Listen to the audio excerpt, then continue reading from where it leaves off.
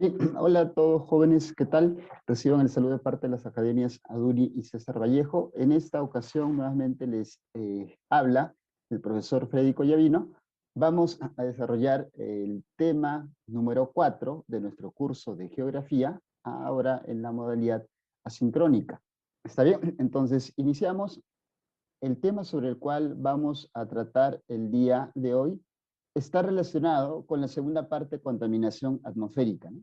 ¿Recuerdas tú que ya la semana anterior hice presente que contaminación atmosférica lo íbamos a ver en dos partes? La primera parte básicamente referido a el tema del efecto invernadero, el calentamiento global y las consecuencias del calentamiento global.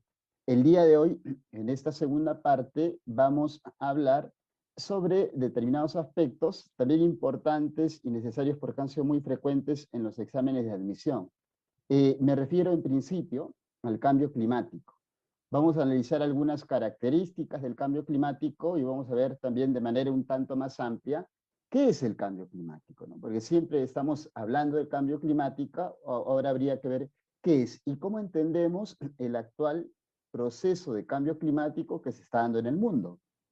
Luego también hablaremos sobre las consecuencias del cambio climático para el planeta, las consecuencias para el Perú, y hablaremos sobre los principales acuerdos que tienen como objetivo frenar las distintas consecuencias del calentamiento global y el cambio climático. Me refiero específicamente al protocolo de Kioto y al acuerdo de París. ¿Está bien? Entonces, iniciamos nuestra clase el día de hoy. A ver. Bueno, cuando nosotros hablamos del cambio climático, el cambio climático es un término que quizás se ha difundido recién en los últimos años. ¿Sí? Y es un término que tiene que ver mucho, ojo, el actual proceso de cambio climático es un término que tiene que ver mucho con el calentamiento global. Como yo te decía en la clase anterior, cuando nosotros hablamos, por ejemplo, del proceso, ¿no? Del proceso del invernadero, decíamos, el invernadero es un proceso natural, favorable para el desarrollo de la vida, permite que exista una temperatura ideal en el planeta. Y este proceso, el efecto invernadero, se da a partir de la concentración de ciertos gases. Esos gases se llaman gases del efecto invernadero. Pero a partir de la industria, esta concentración de gases del efecto invernadero ha llegado a un exceso. Y este exceso, en cuanto a concentración de gases del efecto invernadero, que permiten que la atmósfera de la Tierra retenga más calor. Y al retener más calor, eso está propiciando, ¿qué cosa? El aumento de las temperaturas. Y esto es lo que en última instancia se llama calentamiento global. Ahora, ¿qué tiene que ver esto con el cambio climático? Diríamos que existe una vinculación directa. ¿Y eso por qué razón? Porque cuando nosotros hablamos del cambio climático, nos referimos en última instancia a toda variabilidad del clima. Es decir, el clima cambia, el clima varía, es cierto. Y se ha demostrado incluso que el clima en el planeta ha cambiado durante bastante tiempo. Es un proceso natural ese cambio climático, o lo era. ¿Por qué? Porque se considera que la actual variabilidad climática que se está presentando en el planeta ya no es más natural, es más bien humana. ¿Y esto por qué? Esto porque el hombre, repito, ha generado el proceso denominado calentamiento global, y este calentamiento global que se expresa de forma muy general en el aumento de temperaturas impacta en el clima del mundo y de los distintos países. Entonces, ¿qué está propiciando? Está propiciando, repito, que el clima, que las condiciones climáticas de diversos lugares, sectores, territorios del mundo varíen más rápido de lo que normalmente lo hacían. Es decir, se está produciendo una aceleración de ese proceso de cambio climático. Si antes, por ejemplo, hablábamos de que el clima de un territorio cambiaba 20, 30, 40, 50 años, quizás 100, ahora no. Ahora estamos hablando que esos cambios se acortan. Y si esos cambios de clima se acortan, necesariamente van a tener impactos en el ser humano, en los ecosistemas y en las distintas especies, así como en diversos procesos naturales que se den en el planeta. ¿Está bien? Entonces, eso por un lado. Ahora, se considera incluso, ojo, mira, se considera por esa razón que cuando nosotros hablamos de este cambio climático, te decía, lo estamos vinculando mucho con el calentamiento global. Es una de las principales consecuencias del calentamiento global. Es decir, el calentamiento global está acelerando este proceso de cambio climático que antes era un proceso natural, más lento, más progresivo, y que permitía hasta que las especies se puedan adaptar a estos cambios. Ahora no. ¿Está bien? ¿Y esto a qué obedece? Bueno, acá hay un mayor incremento de gases del efecto invernadero, caso de dióxido de carbono, caso metano, ¿y esto qué permite? Permite cambios drásticos. En esta imagen, por ejemplo, ¿qué es lo que nosotros vemos? ¿No? Esa imagen lo que nos plantea es que sí, pues el clima siempre ha cambiado en el planeta, que el planeta por ahí ha podido tener, perdón, procesos de enfriamiento, etapas en las cuales el planeta se enfrió, bajas temperaturas, procesos en los cuales las temperaturas se incrementaron, sí, pero esos fueron procesos naturales. Está bien, y aquí, por ejemplo, se señala, esos procesos naturales pueden estar vinculados con variaciones orbitales de la Tierra cuando gira, o se mueve, se desplaza alrededor del Sol, o en su defecto el impacto de un meteorito, etc. Perfecto, eso ocurría antes. Ahora, consideran los distintos especialistas de instituciones, por ejemplo, como el Convenio Marco de las Naciones Unidas contra el Cambio Climático, que las causas naturales han dejado de ser esa principal razón por la cual se produce el cambio climático en el planeta. Esto ha pasado a ser básicamente una causa humana. ¿Está bien? Básicamente una causa humana. Por eso, recordar, si hablamos del cambio climático, es esta la principal consecuencia del calentamiento global y esta es la que va a tener pues distintos impactos en el mundo y también en el caso del territorio peruano. Para el mundo, por ejemplo, ¿no? Cuando nosotros hablamos de las consecuencias del cambio climático en el mundo, nos referimos a esto, ¿no? O sea, hablemos de alteración del clima. Si hablamos de alteración del clima, ¿esto qué va a implicar? Necesariamente que en el planeta se utiliza este término, ¿no? Se redistribuyan las precipitaciones.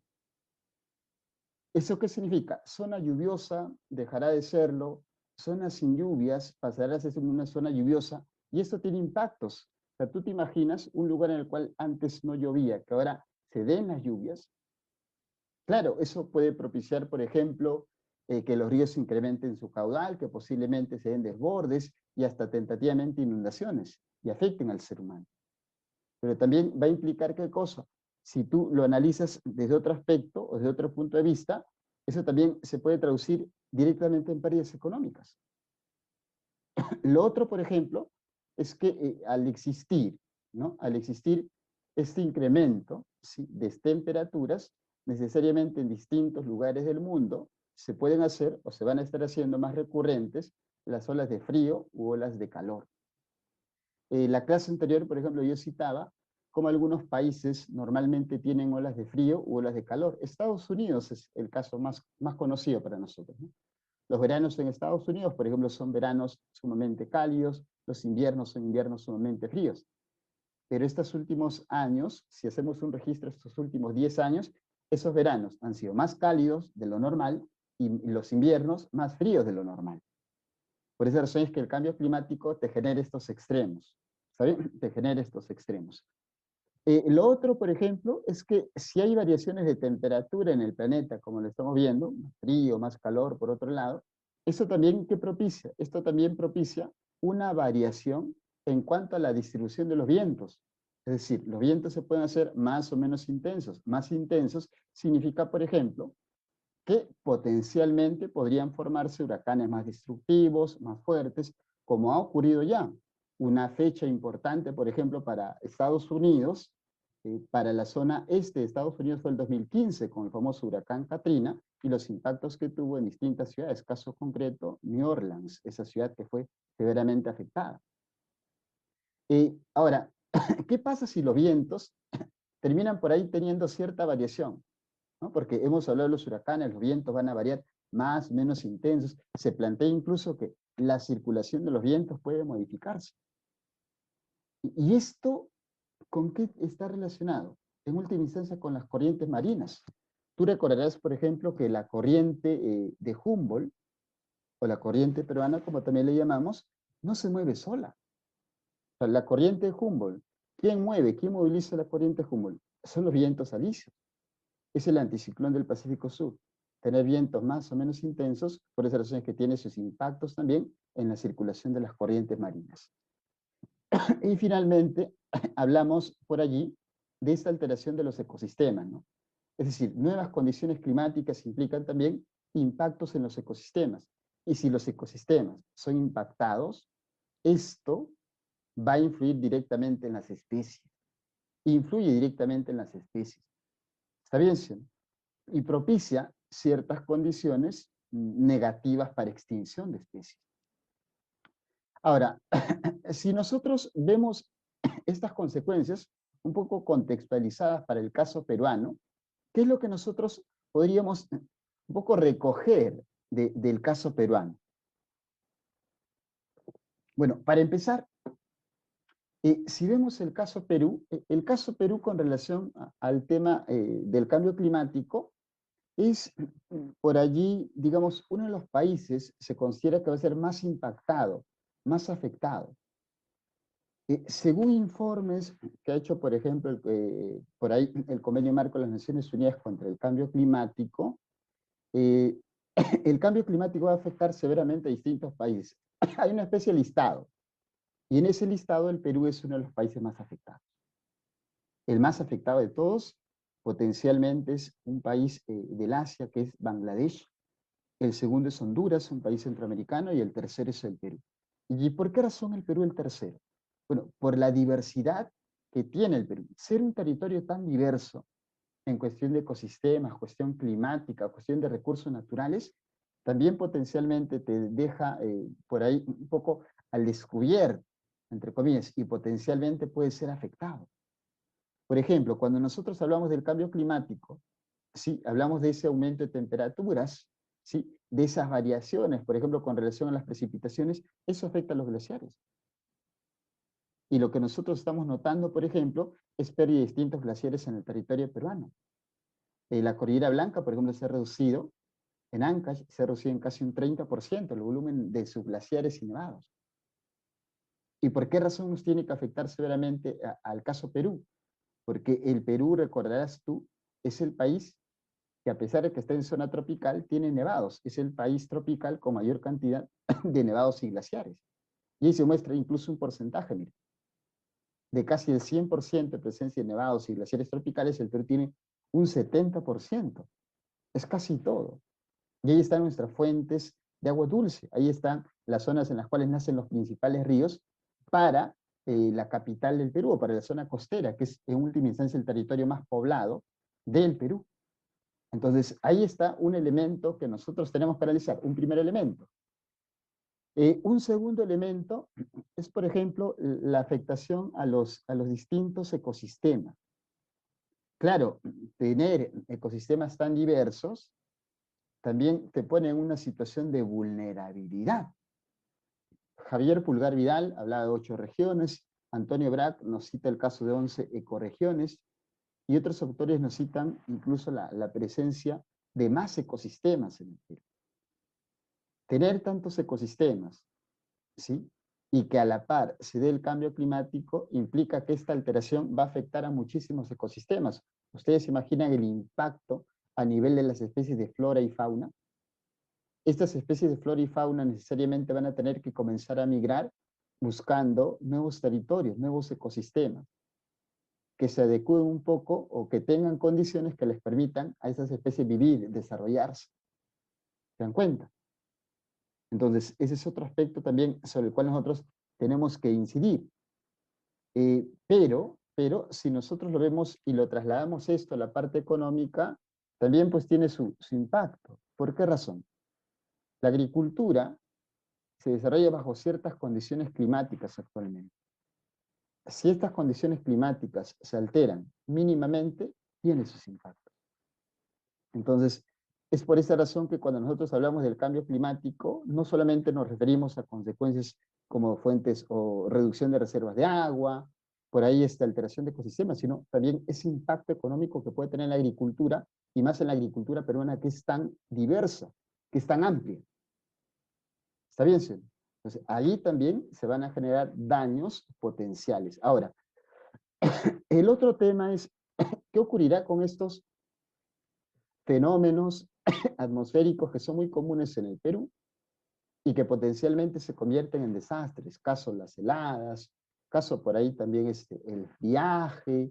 ¿Qué pasa, profe, con esos eventos? Se considera que estos eventos van a ser más intensos estacionalmente y menos intensos también. Pero tal vez dos eventos de más impacto por la magnitud son el Niño y la Niña. En el caso peruano, por ejemplo, yo les decía también en la clase anterior, ¿qué dicen las últimas investigaciones con relación al niño y niña? Que la frecuencia de niños, el fenómeno del niño y fenómeno de la niña, hasta antes de 1950, era casi en lapsos que correspondían a 11 y 13 años. Ahora no. Esos lapsos se han acortado. Ahora un fenómeno del niño, más o menos intenso en el Perú, se está produciendo aproximadamente en el lapso de 7 o 9 años. Y eso no puede ser casual, necesariamente, sino que es producto, se considera, de este aumento de las temperaturas que está teniendo el planeta, este calentamiento global, y su principal consecuencia que es el cambio climático. ¿Está bien? Aquí, por ejemplo, se cita algunos impactos, ¿sí? que puede tener y que está teniendo el calentamiento global, ¿no? Por ejemplo, el calentamiento global y el cambio climático. El 67% de los desastres en el Perú están relacionados con fenómenos climáticos. Tú has visto imágenes, viaje, heladas, que son más comunes, o en su defecto también el caso del Niño. Y 2,6 millones de peruanos están expuestos a sequías, específicamente en la zona andina. Tú sabes que las lluvias son importantes en la zona andina porque propician agricultura.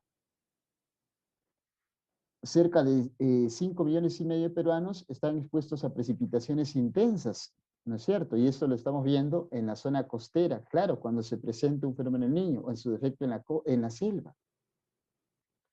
Cerca de 5,6 millones de peruanos están expuestos también a heladas y friajes, lo que hace un rato hemos conversado, mira tú.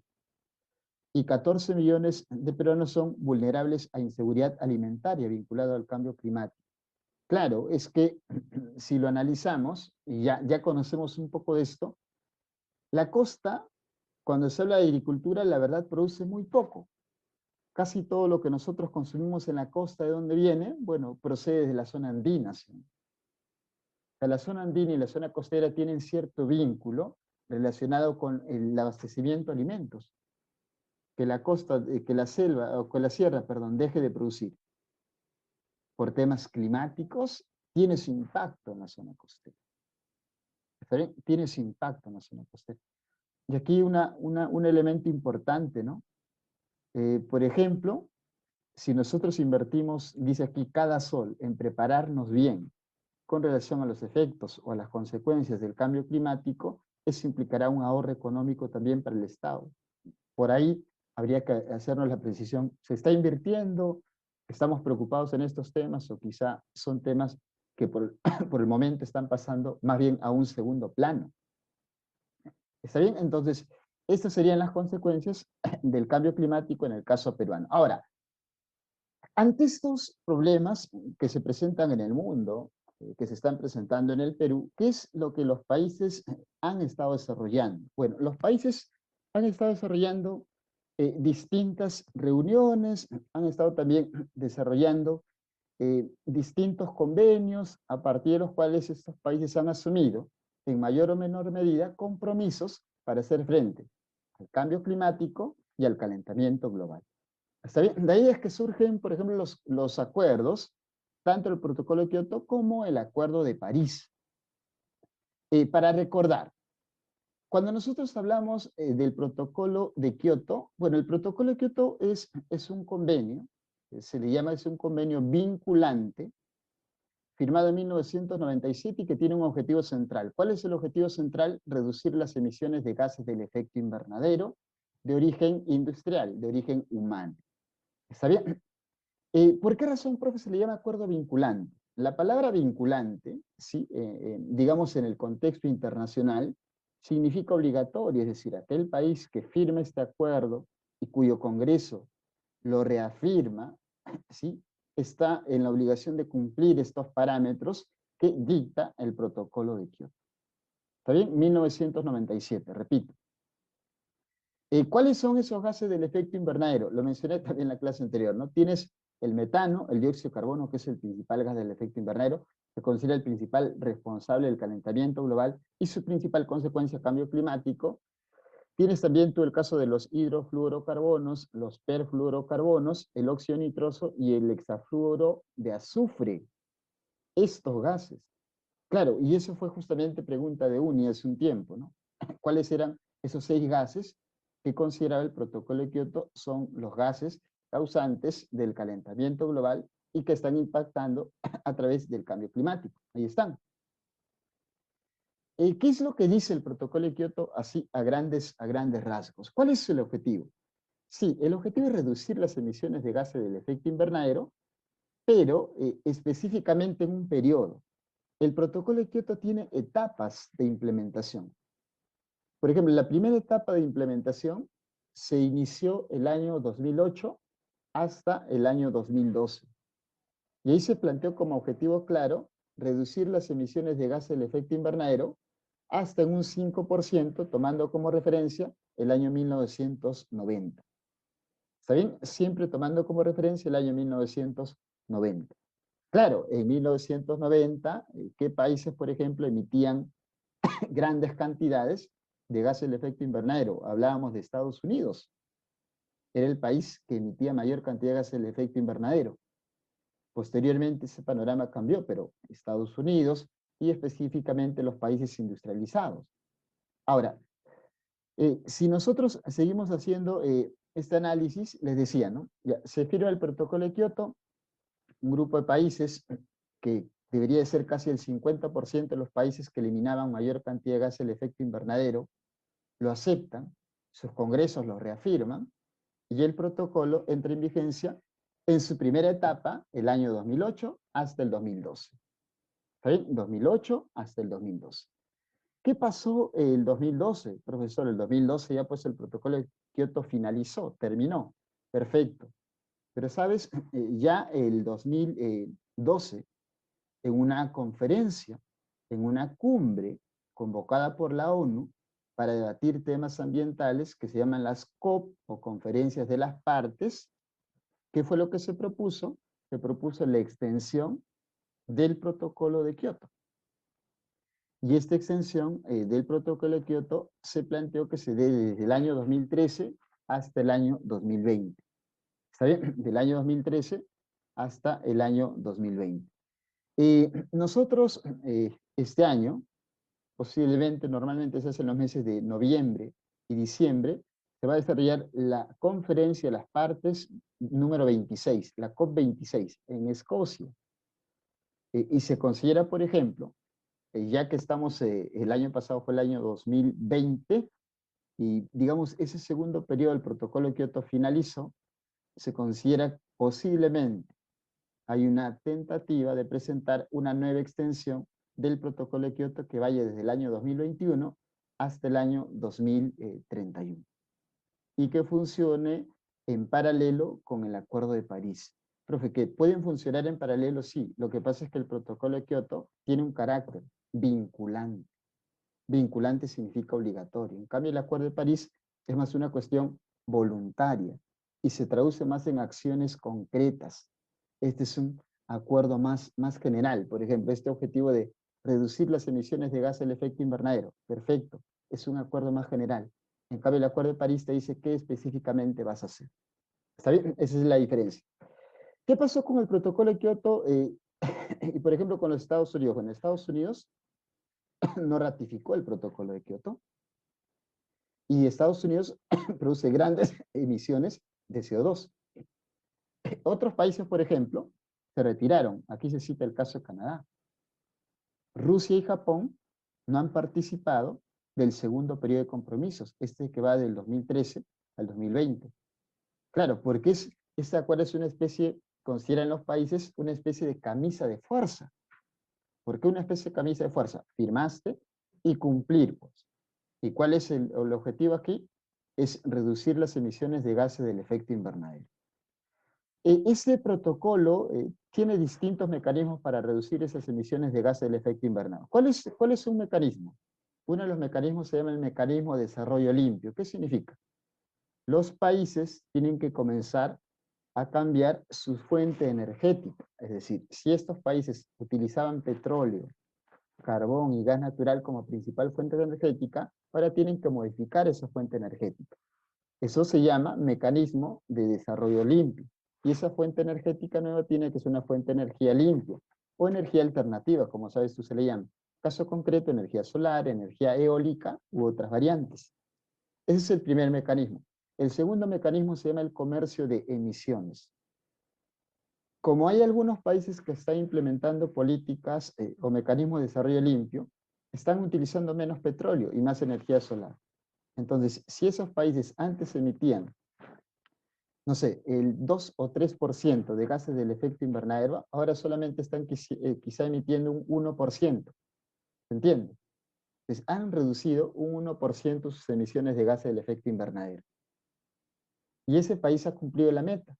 Entonces, los otros países que quizá no han cumplido la meta, sino más bien han incrementado sus emisiones de gases del efecto invernadero, pueden comprar este derecho, este 1% de gases del efecto invernadero que este país dejó de emitir, el otro país se lo puede comprar, ¿sí? O puede comprarle el derecho de esa emisión. A eso se llama el comercio de las emisiones. Y es por esa razón que muchos cuestionan esto. ¿Se quiere o no se quiere reducir las emisiones de gases del efecto invernadero? Porque a través de ese mecanismo, entre comillas, tramposo, los países contaminantes, los países que emiten grandes cantidades de gases del efecto invernadero, lo van a seguir haciendo.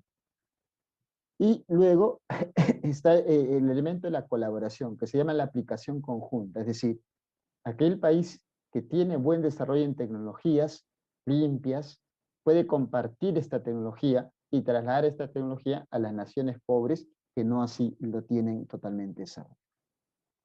Entonces, el protocolo de Kioto queda un tanto vigente, ¿no? No es que haya desaparecido, como a veces creemos, sino que hasta se está planteando la tentativa, ya este año, de extenderlo desde el 2021 hasta el 2031. ¿Está bien? Entonces, estemos atentos también a lo que ocurra en Glasgow, Escocia. Y finalmente tenemos luego el Acuerdo de París. Bueno, el Acuerdo de París, como se ve aquí, ha sido ratificado por gran parte de los países en el mundo. Hay ciertos países que solamente lo han firmado y no lo han ratificado. Mira, caso Rusia nuevamente. Curioso, ¿no? Caso Rusia. Ecuador, caso por ejemplo Colombia, Venezuela. Lo han firmado, aún no lo han ratificado, repito. ¿Está bien, sí? O sea, falta esa parte, ¿sí? La ratificación. Pero este Acuerdo de París recibe el nombre a partir de dónde fue suscrito. Fue suscrito en París, en 2015, ¿sí? Y comprende, como dice aquí, ciertas acciones concretas con relación a la lucha contra el cambio climático. Una acción concreta, a partir de cálculos y estimaciones hechos por diversos especialistas, si la temperatura en el planeta se incrementa en promedio 2 grados, ¿sí? La Tierra no soportaría ese cambio drástico y las alteraciones para el planeta serían severas. Y esas alteraciones o grandes transformaciones hasta podrían estar impactando en la supervivencia de la misma especie humana. Por eso es que se considera, ¿qué cosa? Se considera mantener por debajo, ¿no? O conservar, evitar que exista ese incremento de 2 grados a nivel del planeta. Porque repito, si se incrementa 2 grados más la temperatura del planeta, si tomamos como referencia antes del inicio de la era industrial, eso sería una catástrofe para el planeta. Actualmente estamos hablando de un incremento de casi 0,8 grados. Estamos ya llegando casi a 1 grado.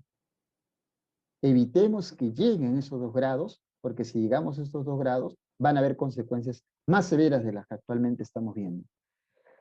Entonces, por esa razón se habla, por ejemplo, de generar condiciones para adaptar, ¿qué cosa? La capacidad de adaptación. Este es un término clave, la adaptación. O sea, cómo nosotros, el cambio climático es una realidad, pero cómo nosotros nos vamos a adaptar a esa situación es importante. Se considera en el Acuerdo de París que los países en conjunto vayan desarrollando, vayan viendo alternativas. Un elemento, una situación del Acuerdo de París que es importante, por ejemplo, tomar en cuenta, es que el Acuerdo de París no es un acuerdo obligatorio, es más una tendencia voluntaria. Yo soy firmante, ¿cierto? Pero la reducción es más una cuestión voluntaria. O sea, parte de voluntades. El protocolo de Kioto parte más de una situación concreta. Tú firmaste, bueno, tú tienes que cumplir con esto, reducir tus emisiones.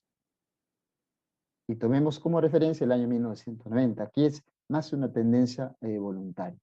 En 2017, por ejemplo, Estados Unidos solicitó su retiro. Sí, en 2020, dice, formalizó su retiro, pero ustedes recordarán que con la nueva presidencia de Joe Biden, ¿qué es lo que ha ocurrido? Ya regresaron al acuerdo y ahora están considerados dentro de los países que han ratificado el acuerdo para hacer frente a las distintas consecuencias del cambio climático. Ahora, el acuerdo de París, como dice aquí, por ejemplo, hay algunos elementos que nosotros debemos de tomar en cuenta, ¿no? Dice que al menos para que entre en vigencia, el 55% del total de los países que emiten un poco más del 50% de gas del efecto invernadero, tienen que haber ratificado, ¿no? Haber aceptado y haber aprobado y haberse adherido también a este convenio. Actualmente, como tú lo ves, casi todos los países del mundo están en este acuerdo. Pero no significa, repito nuevamente, no significa que el acuerdo de París, ¿sí? No significa que el acuerdo de París vaya necesariamente a reemplazar el protocolo de Kioto, porque tienen características distintas. Lo que muchos especialistas señalan es que se debería buscar una especie de uniformidad.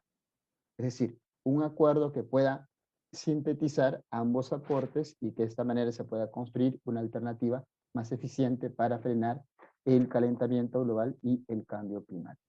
Bien, jóvenes, de esa manera ya estaríamos cerrando la clase el día de hoy. Bien, saludos para todos, gracias por la atención y ya nos vemos seguramente para desarrollar el solucionario.